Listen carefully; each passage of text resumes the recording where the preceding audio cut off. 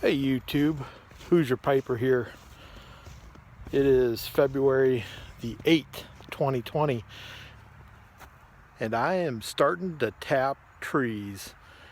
Tapping these trees for maple sap collection. I make maple syrup just off of my own property. I'm not a professional. I don't have all the big equipment. I do everything by hand, and I just want to let people know that you can do this as well. It's pretty easy. I live in town. You can hear the traffic. That's a state highway right there, and there's a lot of trucks. You know, I'm right in town. This is not something that you have to be out in the country to do. I've got 6 or 7 maple trees on my property, and I tap them just for myself. 40 gallons of maple sap will give you 1 gallon approximately of maple syrup. So that boils down depending on your sugar content. And I've got 3 buckets already tapped onto my trees, and I'm going to show you, kind of walk through what I do. Again, I'm not a professional, and just would encourage you, if you want to do this as a hobby, kind of do a little research and check it out. It's pretty easy. It's a little bit of work, but it's well worth it in the end. And I was going to say something else, something related to,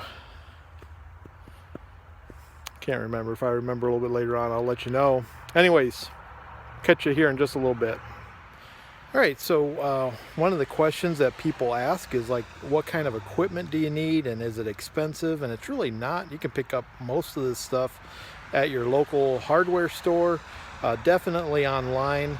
And I'm just going to kind of walk through what I use for my maple sap collection. And then as the season goes on, maybe I'll do another video on the production of maple syrup, getting that sap boiled down into syrup. But let's just talk about the equipment that you need for maple sap collection.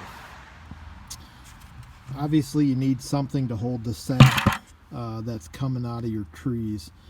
5-gallon buckets, a couple bucks at the local farm store. You need to be able to get a hole into your tree, battery drill, a drill bit. I've got a piece of tape on there that lets me know how far I want to go into that tree.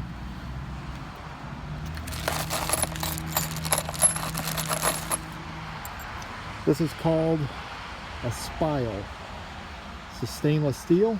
This one's kind of beat up. And then on that spile is a hook on which the bucket hangs. Let's see if I can do this one-handed and show you kind of how this goes together. So this will go into the tree, and it'll look just like that, and the bucket will hang right off of that.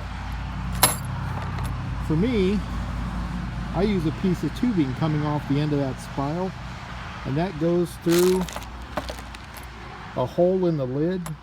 This lid seals that bucket, and it keeps all the bugs and the grit and the tree stuff out, and kind of helps me with keeping my sap clean. So this is pretty much all I use to collect sap. So I don't know how much of the tree showed in the other video, the very first clip that I started, but this is one of my favorite trees. This is a huge tree. This tree, 13 feet in diameter, has 3 super large trunks that come off of it. Each one of these would be a very nice sized maple tree. This is one of the best producers that I have. So I'll hang 3 buckets off of this tree. I could probably hang a few more, but I've done really well with 3 buckets in the past, and so I'll do 3 buckets on this tree, and then I'll move on to 2 more trees that I have that I want to tap. I think I'll have a total of 5 trees. 1, 2, 3, 4, 5. Yeah, 5 trees tapped so far today. This is the south side of my tree. You can see years past these little belly buttons left over from previous seasons. I don't tap every year. I think I've only collected a couple years off of this tree, so there's a couple locations. I can tap right in this same line, but I would either have to go up above or way down below. I'll probably try to find a different area and tap that area. Just wanted to show you that though. This doesn't harm the tree in any way, shape, or form.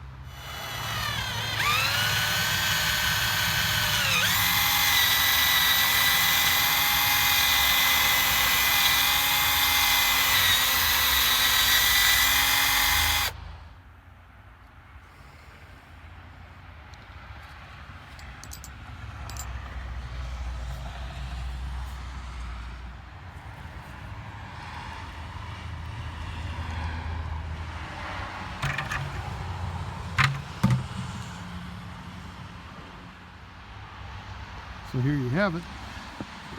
On this tree alone, just the 3 buckets. A couple buckets on this one on that one, a couple more to go.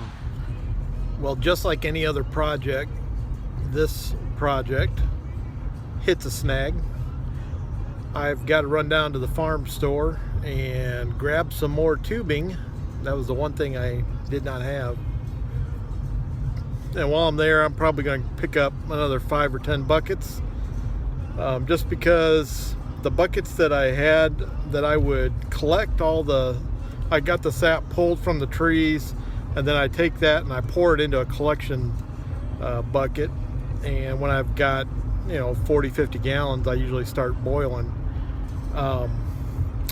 Those buckets have been used on the old homestead here by my family for various projects, and many of them have been left outside. Many of them are just kind of like garbage buckets. You just throw a lot of the lawn litter and different things. We use them for different projects, so you can never have too many buckets. So I'll go get some of that.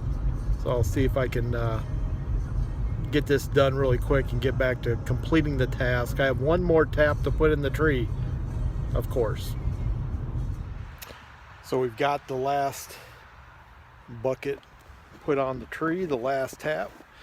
Got 3 on this tree. This is again a very large maple. Kind of divides up. I think this one is between 11 and 12 feet in diameter. But this is kind of what I do in February. I'm about a week early, just due to my work schedule for next week. So usually around Valentine's Day is when I get started. But yeah, I hope this gives you some ideas on how you can take advantage of the trees that you might have on your property. Pretty simple to do. It's not very expensive. It does require some work and some time, but all year round, when you're enjoying that maple syrup, whether it's on pancakes, waffles, I use it on my acorn squash that I grow in my garden, and we use it for a lot of different stuff. It's pretty good, and we enjoy it. So when I start producing the syrup, I'll probably do another video. Until then, who's your piper?